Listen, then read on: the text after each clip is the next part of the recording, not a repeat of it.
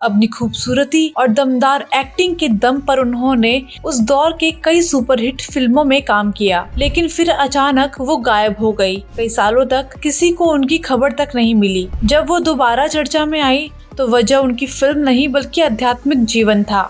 2025 के महाकुंभ में उन्होंने किन्नर अखाड़े की महामंडलेश्वर बनने की घोषणा कर सभी को चौंका दिया, लेकिन महज 7 दिन के अंदर ही उनसे ये पद छीन लिया गया। आखिर क्या हुआ ऐसा कि उन्हें इस पद से हटाया गया? क्या वो वाकई में आध्यात्मिक जीवन जी रही थी या फिर ये सब एक महज दिखावा था? नमस्कार दोस्तों, आप देख रहे हैं आरंभ न्यूज, जहां आपको मिलती हैं दुनिया की सबसे ताजा तरीन और महत्वपूर्ण खबरें। ममता कुलकर्णी ने 90s के दशक में कई हिट फिल्मों में काम किया, जिसमें आशिक आवारा, कर्ण अर्जुन जैसी फिल्में शामिल है। उनकी जोड़ी सलमान खान, शाहरुख खान, आमिर खान और अक्षय कुमार जैसे बड़े सितारों के साथ हिट रही, लेकिन उनकी असली पहचान तब बनी जब उन्होंने एक मैगजीन के लिए टॉपलेस फोटो शूट कराया। ये शूट इतना विवादित था कि उस वक्त भारत में इसे बैन करने की मांग की। ममता पर अश्लीलता फैलाने का केस भी दर्ज हुआ। बॉलीवुड में उनका करियर बुलंदियों पे था,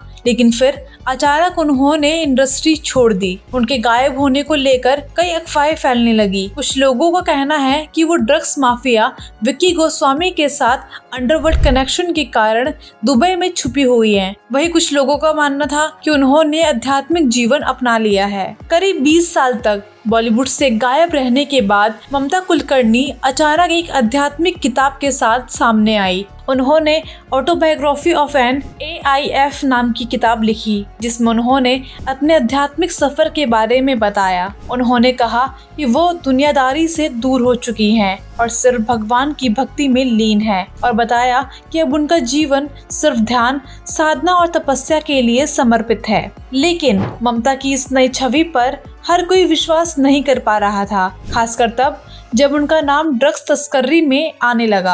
आपको बता दें, 2016 में भारतीय पुलिस ने 2000 करोड़ के ड्रग्स तस्करी रैकेट का भांडाफोड़ दिया। इसमें ममता कुलकर्णी और उनके कथित पति विक्की गोस्वामी का नाम सामने आया। विक्की गोस्वामी एक अंतर्राष्ट्रीय ड्रग माफिया था जो पहले भी जेल जा चुका था। ममता पर आरोप लगे कि वो ड्रग्स तस्करी के पैसे से विदेश में ऐशो आराम की जिंदगी जी रही है। हालांकि ममता ने हमेशा इस आरोप को झूठा बताया। उन्होंने कहा कि वो किसी अपराध में शामिल नहीं है और एक साध्वी की तरह जीवन जी रही हैं। जब 2025 के महाकुंभ मेले की तैयारियां चल रही थी, तब अचानक खबर आई कि ममता कुलकर्णी को किन्नर अखाड़े की महामंडलेश्वर बनाया गया है। महामंडलेश्वर का पद किसी भी अखाड़े में सबसे ऊंचा और आध्यात्मिक पद होता है। इस पद को पाने के लिए व्यक्ति को संन्यास लेना होता है, वर्षों तक साधना करनी होती है और गुरु परंपरा का पालन करना होता है।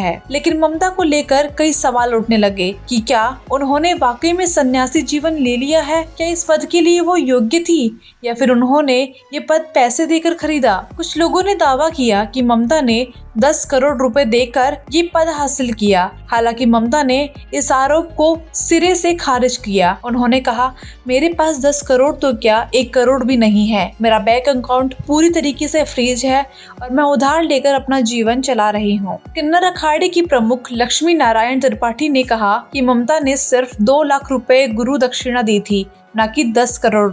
महामंडलेश्वर बनने के सिर्फ 7 दिन बाद अखाड़े के संस्थापक ऋषि अजय दास ने ममता को इस पद से हटा दिया। अब सवाल यह है कि क्यों हटाया गया ममता को? उन्होंने संन्यास की सही प्रक्रिया नहीं अपनाई थी। महामंडलेश्वर बनने के लिए मुंडन कराना जरूरी था, लेकिन उन्होंने ऐसा नहीं किया। उन्होंने नियमों के खिलाफ रुद्राक्ष की माला पहनी। किन्नर अखाड़े में राजनीति शुरू हो गई, जिसमें लक्ष्मी नारायण त्रिपाठी और श्री अजय दास आमने सामने आ गए। अब जब ममता कुलकर्णी से महामंडलेश्वर का पद छीन चुका था, तो सवाल यह है कि अब क्या होगा आगे? क्या वो फिर भी आध्यात्मिक जीवन जीएंगी या फिर इसको छोड़ बॉलीवुड में वापस लौटेंगी? क्या वो मंडलेश्वर बनने के लिए दोबारा कोशिश करेंगी? फिलहाल ममता ने कहा कि वो आध्यात्मिक जीवन में बनी रहेंगी और महामंडलेश्वर पद से हटाए जाने से कोई फर्क नहीं पड़ता। क्या ममता कुलकर्णी का आध्यात्मिक सफर सच है? ममता कुलकर्णी की जिंदगी